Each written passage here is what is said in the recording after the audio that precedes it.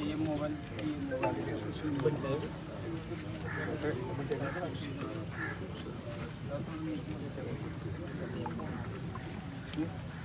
देखो ऐसा है,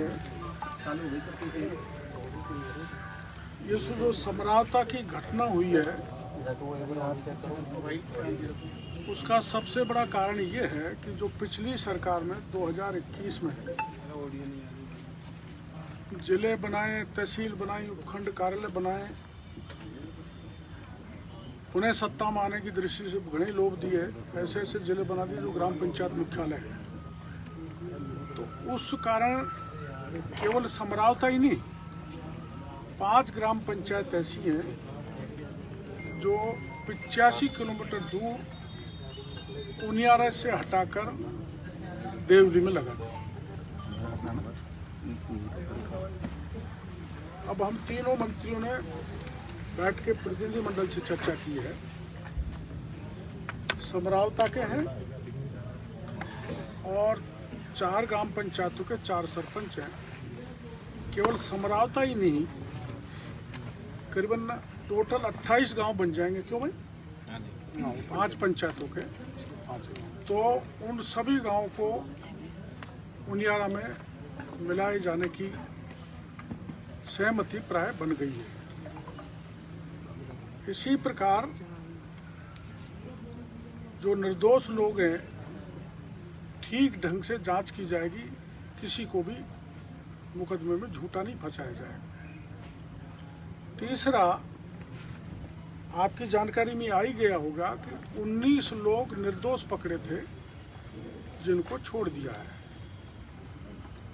चौथा, ये जो पूरी घटना है इसकी जांच संभागीय आयुक्त से कराई जाएगी। पूरी घटना की कहाँ कामी चुनाव की प्रक्रिया में रही, किसने क्या मारा, कहाँ जलाया, कहाँ तोड़ा पीड़ा, प्रॉपर्टी डैमेज हुई, वो सारी जांच संभागीय आयुक्त करेगा। और इनके अभी तक जो हमको सूचना मिली है, 35 मोटरसाइकिल, 9 चौपहिया वाहन, जिसमें 2 पुलिस के थे, उनका नुकसान हुआ है। इनसे और पूछ लिया जाएगा गांव वालों से, आसपास के किसी भाई का। इनका तो केवल मोटरसाइकिलों में कितनी मोटरसाइकिल? 7, बाकी सब बाहर की। तो ये मन प्राय हमारा बन गया है कि हम इनकी भरपाई करेंगे, हर तरह के नुकसान, इलाज की, मकान की, तूड़े की, तपाड़े की, वाहन की, जो भी नुकसान हुआ है उसको एक असेसमेंट कराएंगे, इनकी रिपोर्ट के आधार पर किस किस के क्या नुकसान हुआ है। और फिर मुख्यमंत्री जी से हम अब तीनों मिलने जा रहे हैं और इस सिद्धांत पर सहमति है कि इनको किसी प्रकार की कोई परेशानी नहीं होगी। और इन्होंने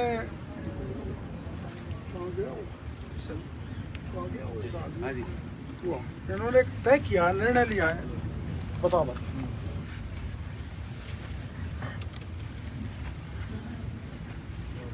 जो भी हमारे यहाँ दुर्घटना जो हुई थी, आगे आपका नाम बताइए। सबसे पहले मेरा नाम शंकर लाल मीणा है, ग्राम समरावता में रहता हूँ। जो भी हमारे यहाँ हमारी मांगे थी, तीनों मंत्री साहब ने मान ली गई है। वो हमारे को अब कोई भी वहाँ फालतू राजनीति करने की जरूरत नहीं है। और हमारा पूरा आश्वासन दे दिया गया और हमारी मांगों को स्वीकार कर लिया गया। न्यायिक जांच की मांग हमारे गांव के अंदर कोई फालतू राजनीतिक नहीं होने देंगे। क्या मांग आपकी? जो हमारी मांगे थी, हमारी मांगे, एक पहली मांग थी हमारे को देवड़ी उपखंड से हटा के उनगेरा में जोड़ा जाए, हमारी वो मांग पूरी हो गई। हमारी दूसरी मांग थी तो जो हमारे निर्दोष बच्चे हैं उनको छोड़ा जाए। तीसरी मांग थी हमारी तो जो हमारे गांव में नुकसान हुआ है और जो औरतों पर अत्याचार हुआ है उनका पैसा मिलना चाहिए। और जिसने भी औरतों पर अत्याचार किया है उसके खिलाफ कार्रवाई होनी चाहिए। ये हमारी मांग थी। अत्याचार किसने किया? पुलिस वालों ने, बाहरी लोगों ने किया है। पुलिस वालों ने, प्रशासन ने। पुलिस प्रशासन क्या है? ठीक है, चलो ठीक है। मेरा सवाल पूछो ना। हाँ बेटो पूछो। ये जो राजनीति हो रही है और एक बड़ा प्रदर्शन भी उन आसपास के इलाके में देखा जा रहा है, देखो इसको किस तरीके से आप रोकेंगे? गांव के 15 लोग हैं। लोकतंत्र में आंदोलन करना, प्रदर्शन करना ये महत्वपूर्ण हिस्सा है, लेकिन आप इन सबसे पूछ सकते हो इनके अगल बगल के गांव में किसी में भी कहीं भी किसी तरह का प्रदर्शन नहीं हो रहा। आपको सुनाई दे रहा है, हल्के फुल्के हो रहे हैं, इतना तो लोकतंत्र भी चलता है। लेकिन डॉक्टर साहब, ये 11 बजे की घटना थी, उसके बाद में रात तक गिरफ्तारी नहीं हुई। ये जांच का विषय है, इसलिए डिविजनल कमिश्नर इसे पूरे प्रकरण की जांच करके सरकार को रिपोर्ट देगा, तदनुकूल सरकार कार्रवाई आपको क्यों लग रहा था जुडिशियल इंक्वायरी होनी चाहिए इस पूरे मामले की? पहले क्या वजह थी? ये हमने बात की तो जुडिशियल इंक्वायरी इसलिए हमने टाल दी कि वो बहुत समय लेती और न्याय समय पे नहीं मिलता तो लोग अधीर हो जाते, इसलिए तय किया कि संभागीय आयुक्त से एक सीमित समय में जांच करवा ली जाए और सरकार उसके अनुसार कार्रवाई करे। भाई साहब, नरेश मीणा के थप्पड़ मारने को लेकर हनुमान बेनीवाल ने भी कहा अगर मैं होता उनकी जगह तो 3-4 थप्पड़ मैं भी लगाता। देखो, इस देश में बोलने की आज़ादी है, कोई कुछ भी बोल सकता है, उनको कैसे उनकी जीभ को रोका जा सकता है? उनका नज़रिया ये है, हमारा नज़रिया ऐसे नहीं है, ऐसे डेमोक्रेसी में होना नहीं चाहिए। ऐसा वो गांव वाले कह रहे हैं कि पुलिस वालों ने हिंसा करी, पुलिस वालों ने घरों में आग लगाई, बाइक्स में आग लगाई, गाड़ियों में आग लगाई। अब ऐसे पुलिसकर्मियों को चिन्हित कौन करेगा? जो संभागीय आयुक्त हैं वो जांच करेंगे या संभागीय आयुक्त करेंगे? आपको ध्यान होगा कि मेरे साथ उदयपुर में इसी ढंग का पुलिस ने घसीट के मेरे को गिरफ्तार करके जिला बदर कर दिया था, तो उसकी जांच तत्कालीन सरकार ने चीफ चेयरमैन रेवेन्यू बोर्ड को दी थी। इसलिए जल्दी कार्रवाई हो जाए, उस दृष्टि से हमने खुद ने तीनों मंत्री ने तय किया है कि बजाय जुडिशियल इंक्वायरी के संभागीय आयुक्त स्तर का सीनियर अफसर इसमें जांच करे।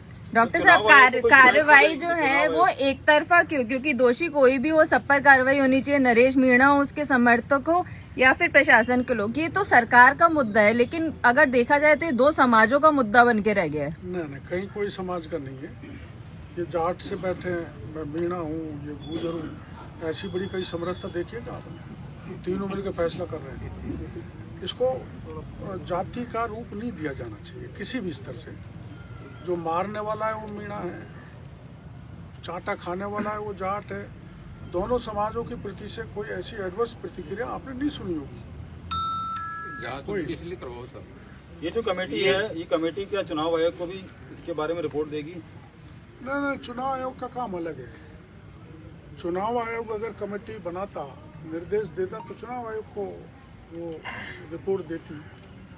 ये सरकार को ही रिपोर्ट देगी और जो भी दोषी होगा उस पर कार्रवाई करेगी। कितने दिन में वैसे ये रिपोर्ट तैयार करना? अब ये हमें मुख्यमंत्री जी से और इतना सा लेना, 6 महीने का, 8 महीने, 3 महीने, 4 महीने, और कौन करेगा ये अब हम तीनों मुख्यमंत्री से मिलकर ये भी आपको बता देंगे। धन्यवाद। उसके बाद फिर मिलेंगे। जिस तरीके से आपने बताया है कि इसमें पुलिस वाले भी दोषी हैं, ग्रामीण भी बता रहे हैं, सीएम तो साहब से मुलाकात किया जाएगा, किसके द्वारा चिन्हित किया जाएगा? मुख्यमंत्री जी से मिलने के बाद फिर बात करेंगे। पत्रकार जी, ताली तो दोनों हाथों से बजती है। अब फिर मेरा डॉक्टर साहब कैसा बोलते हैं, मेरे को नहीं बोलना चाहिए। हरदेव जोशी जी मुख्यमंत्री हुए थे हमारे, तो यूँ ताली बजाते थे ये, उनको बेचारा उनके हाथ नहीं था, एक हाथ नहीं था। आपका जब जन्म भी नहीं हुआ होगा तो ताली तो दोनों हाथों से बजती है। कुछ पुलिस की गलती होगी, कुछ आंदोलनकारियों की होगी, उसका दूध और पानी का पानी सरकार कर देगी जांच करके। हमारी मनसा बिल्कुल खराब नहीं है, सरकार साफ नीयत से इनको भरोसा दिया है और आगे भी कोई इनकी मांग होगी हम पूरा करेंगे। जनहित के मुद्दों में भजनलाल सरकार पीछे नहीं है, क्विकली एक्शन लेने वाली सरकार है। हम तुरंत पहुंच गया ना, मैं तुरंत इनको यहीं मिला दिया और तुरंत इनको आज मिला रहे हैं, तो जनता का संतुष्ट करने का तरीका यही है। एक आखिरी सवाल, ऐसा ही भर्ती के अंदर भी आपने आश्वासन दिया था, उसमें क्या कुछ रहने वाला है ऐसा ही भर्ती के अंदर? अब उसमें तो भाई देखो मुख्यमंत्री या ये कमेटी के लोग ही बता सकते हैं, मेरे को तो जानकारी नहीं है। आपने युवाओं को आश्वासन दिया था भाई साहब? कौन? आपने 14 तारीख को मुख्यमंत्री से मिलवाएंगे, आपने युवाओं का आश्वासन दिया था कि 14 तारीख को मिलवाएंगे। आज मिल रहा हूँ ना, आज 2 चीज़ों में इनके साथ साथ सब इंस्पेक्टर की भी बात मुख्यमंत्री जी से करेंगे, और वो